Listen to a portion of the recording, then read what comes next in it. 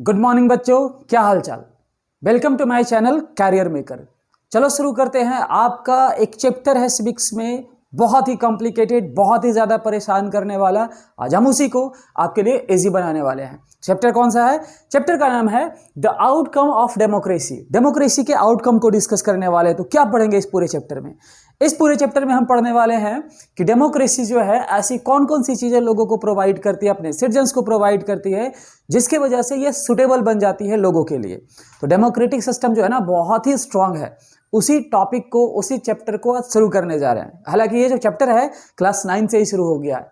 9th में आपने बहुत सारे चैप्टर्स पढ़े, जैसे वो टॉपिक शुरू हुआ था ना, what is democracy, why democracy, वहां से ये टॉपिक चल रही है लगातार। तो आज इसको इसके साथ डेमोक्रेसी का जो जर्नी है वो क्लोज किया जाएगा।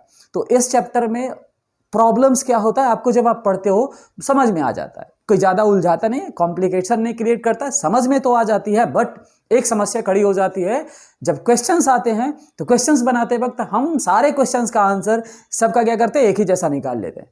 उसी को क्लियर करते हैं इस पूरे लेक्चर में।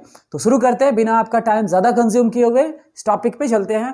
पहला टॉपिक आपका बन रहा है डेमोक्रेसी वर्सेस अदर अल्टरनेटिव्स।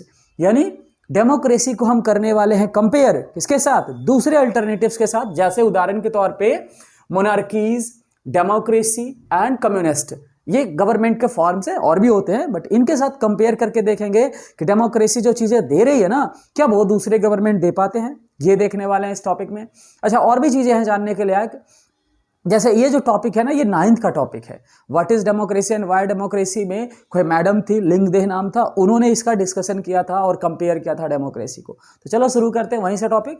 तो देखते हैं क्या क्या डेमोक्रेसी और दूसरे अल्टरनेटिव्स को जब कंपेयर करते हैं तो क्या क्या चीज़ें मतलब डेमोक्रेसी देती है। Number 1, promotes equality among citizens. ये क्या करती है? लोगों के बीच में इक्वलिटी को प्रमोट करते हैं। इक्वलिटी मतलब क्या होता है? All are equal before law.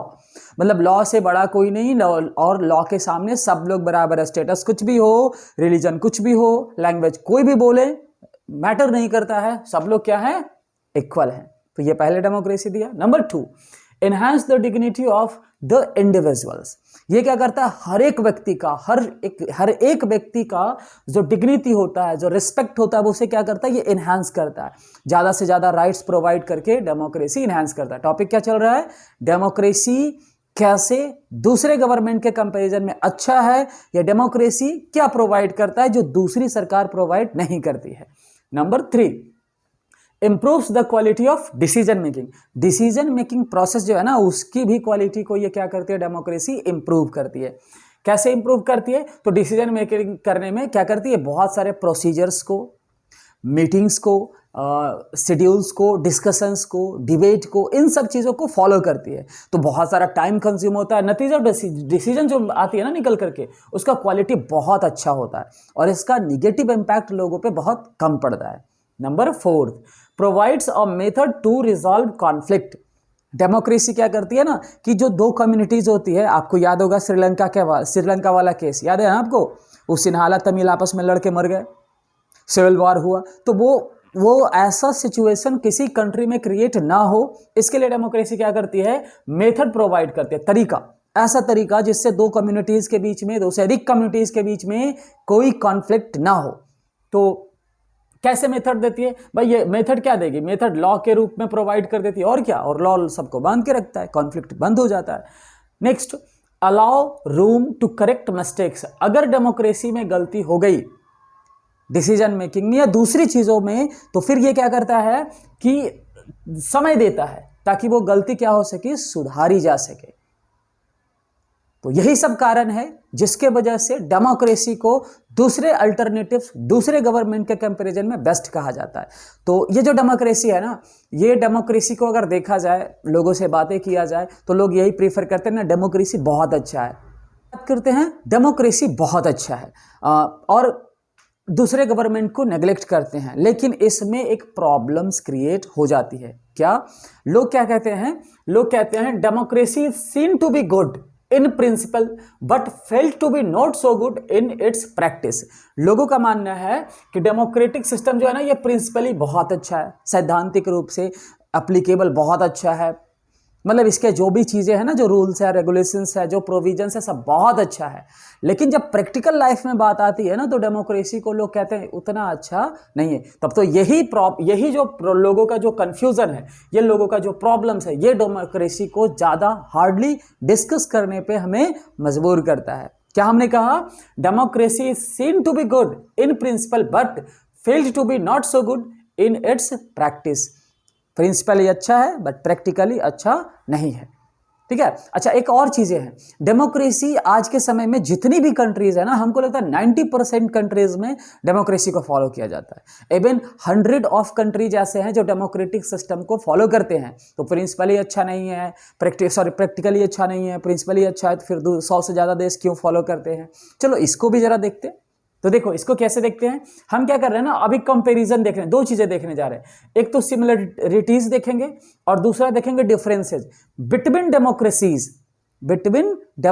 मतलब एक डेमोक्रेटिक सिस्टम नहीं, दुनिया की जितनी देश है, दुनिया में जितने कंट्रीज है, वो अगर डेमोक्रेटिक सिस्टम को फॉलो कर रहे हैं तो उन कंट्रीज में समानताएं क्या हो सकती है, उन कंट्रीज में डिफरेंसेस क्या हो सकती है, ये डिस्कस करने वाले हैं। समझ में आ रहा है ना क्या हम बोलने जा रहे हैं? हम बोल रहे हैं चलो दो कंट्री है, जापान है, यूएसए है, अमेरिका है, इंडिया है, बेल्जियम है, ब्रुसेल्स है, ये सब अलग अलग मान लो, चलो कंट्री का नाम ले दिया हम, जर्मनी है, फ्रांस है, सब बहुत सारे कंट्री है, सब डेमोक्रेटिक सिस्टम को मान रहा है।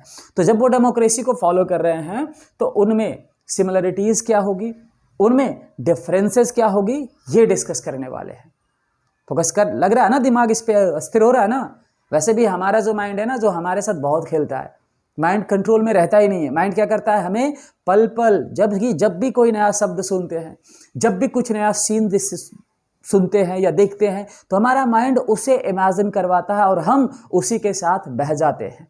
तो आपका भी यहाँ पे थोड़ा क्या होता होगा ना, आपका दिमाग इधर उधर जाता होगा, आप स्किप करते होंगे, इग्नोर करते होंगे। तो आप फोकस करो, पेन पेंसिल भी हाथ में रखो, अगर जरूरत पड़े रफ किया करो, तो दिमाग एक जगह कॉन्सेंट्रेट रहेगा। कॉन्सेंट्रेशन एज बहुत ज़रूरी है। कंसंट्रेशन एज मस्ट पावरफुल कह सकते हो, एक टूल्स आपका रूप में काम करेगा जो आपके चीज़ों को समझने में हेल्प करे। खास करके ऐसा चैप्टर चल रहा हो तो बहुत ज़्यादा ज़रूरत होती है ऐसी चीज़ों की।